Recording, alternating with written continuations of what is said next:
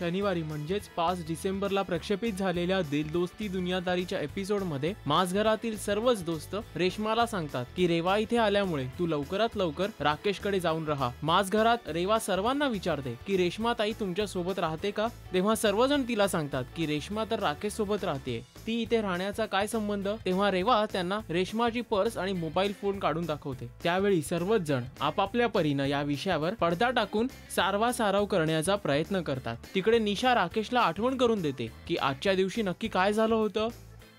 खूप विचार करून राकेशला आठवतं की मी तुला प्रपोज केलं होतं आजच्याच दिवशी। निशा त्याला एका सरप्राईज विषयी सांगू लागताच त्यांच्या दाराची बेल वाजते।